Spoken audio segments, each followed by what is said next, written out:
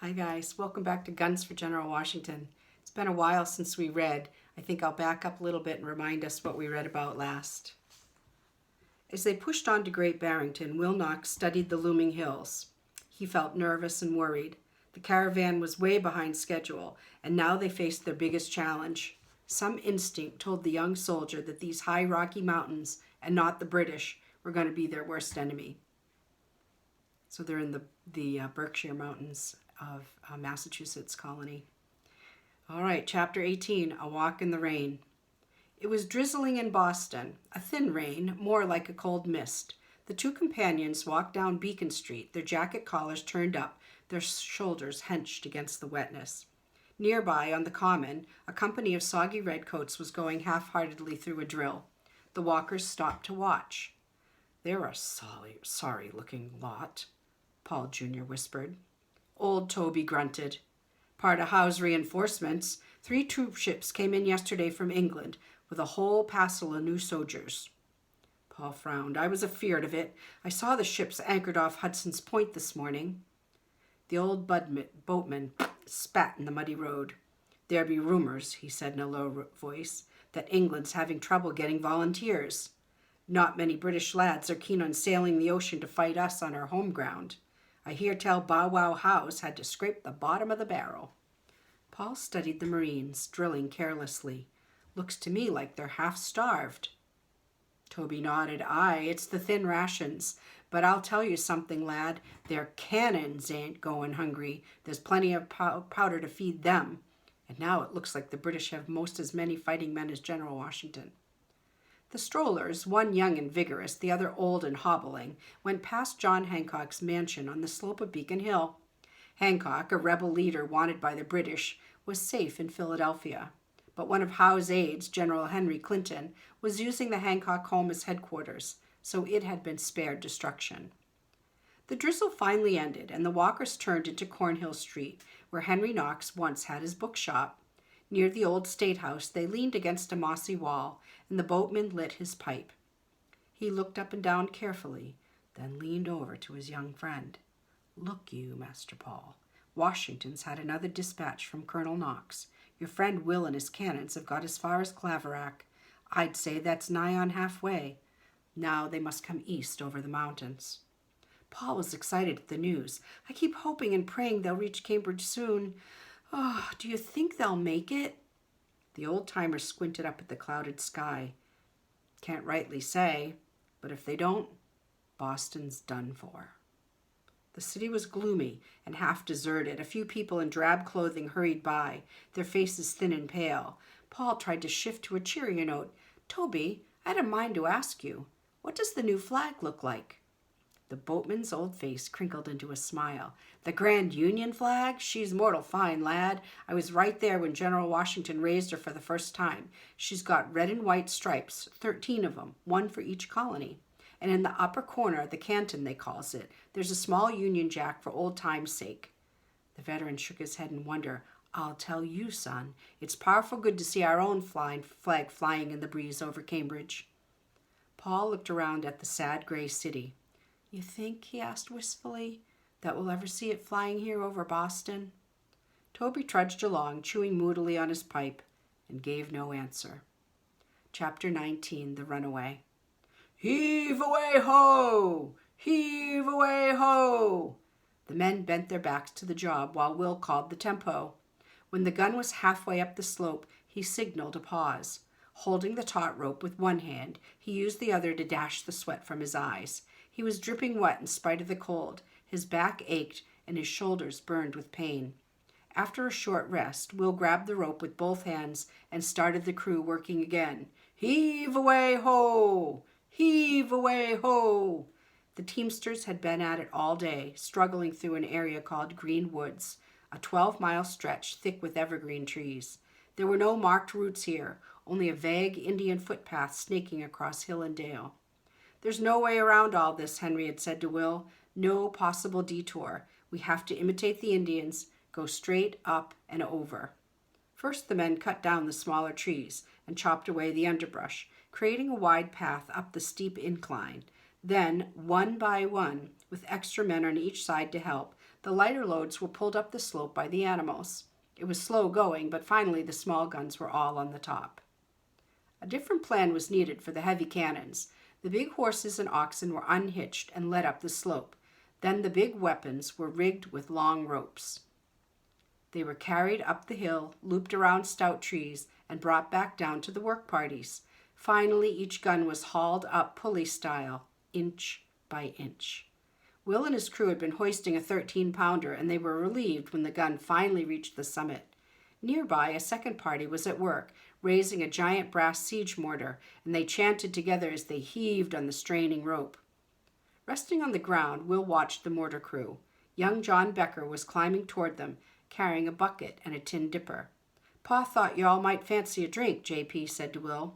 Gratefully, the men gulped the clear spring water, and some tipped the dipper over their heads, letting the cool liquid run over their sweaty faces and necks.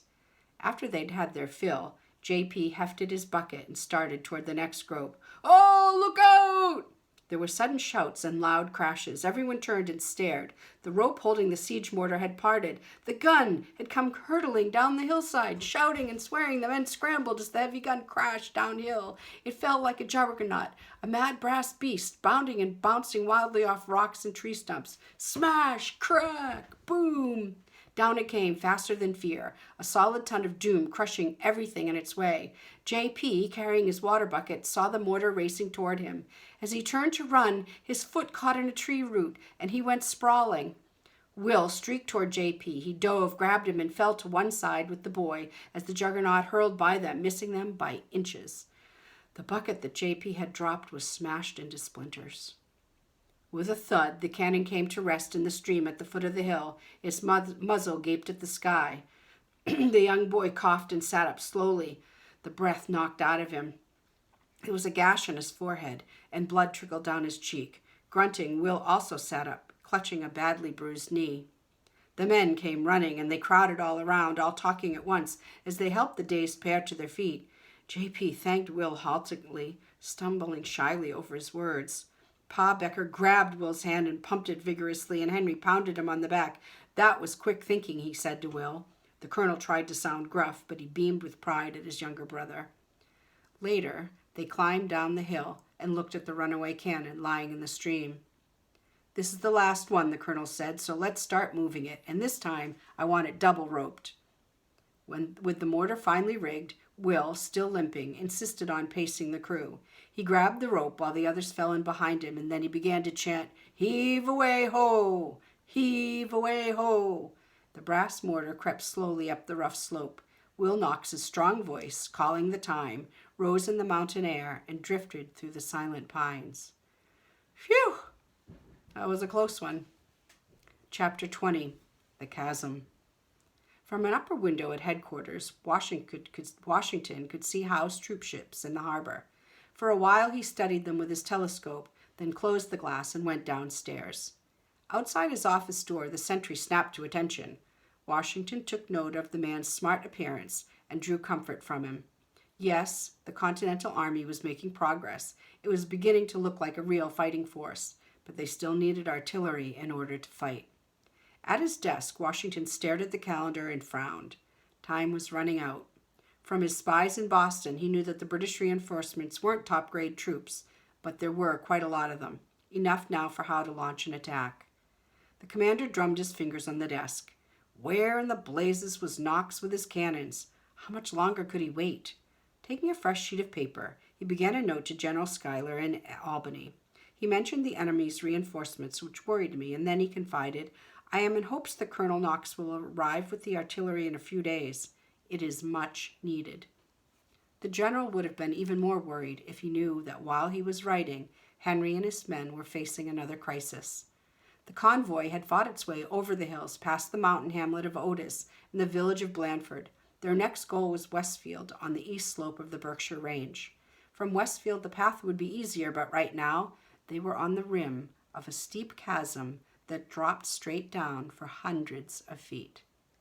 The travelers were at a dead halt. They'd met up with a bad terrain before, but never anything this dangerous. Standing at the edge looking over, the drivers shook their heads and grumbled to each other. Finally, an old-timer named Thorne spoke out. "'Tain't any way get down this cliff, Colonel. No, sir. Not a man among us says it can be done." Henry frowned. "I know it's bad, but the ridge runs south clear into Connecticut. There's no way around, not for miles. We'll have to take the chances." Thorne grunted. "All of us is strong for the cause, Colonel, but we didn't sign on for suicide." Another driver chimed in. "Just getting the animals down is nigh impossible, and if a load ever broke loose, there'd be blue ruin for sure." The argument went back and forth. For almost 3 hours, Henry coaxed and pleaded, but the men wouldn't budge. Will began to think the mission was doomed. All their work had been for nothing. But the colonel refused to quit, and finally, his stubbornness, plus a few practical new ideas from Will, saved the day. The men agreed at last to tackle the chasm, though few of them expected to succeed. William's plan of action matched the one they'd used before, but this time he added many safeguards. The animals were unhitched, then they were led, slipping, sliding down the steep slope incline. Meanwhile, the vehicles were rigged with heavy ropes which were looped around big trees. Drag chains and guy ropes were added to help the crews steady the loads as they went downhill. Now, under the colonel's sharp eye, each gun was lowered little by little. Every 50 feet, fat logs were wedged under wheels and runners to hold the loads in place. Then the men ran ahead and shifted the heavy ropes to trees farther down the slope. The tricky process was then repeated. J.P. Becker, working alongside the older hands, kept an eye on his hero Will. In spite of his bad knee, the colonel's brother was everywhere, limping along the ridge, giving orders, testing ropes, making sure that every gun moved safely. The troopers and drivers, remembering the runaway cannon, worked hard and took no foolish chances. There were a few snags and tense moments, but no accidents. As the long hours passed, the men's confidence grew, and even Thorne had to admit the colonel had been right. They were beating the chasm. By nightfall, the whole artillery train was safely at the foot of the great hill. Not a single gun had been lost, nor a man injured, and at that point Henry called a halt. "I'm right proud of all of us," he said to the crew. "Let's eat supper and get a night's rest." It was one decision over which there were no arguments. Okay, let's talk to you again tomorrow. Take care.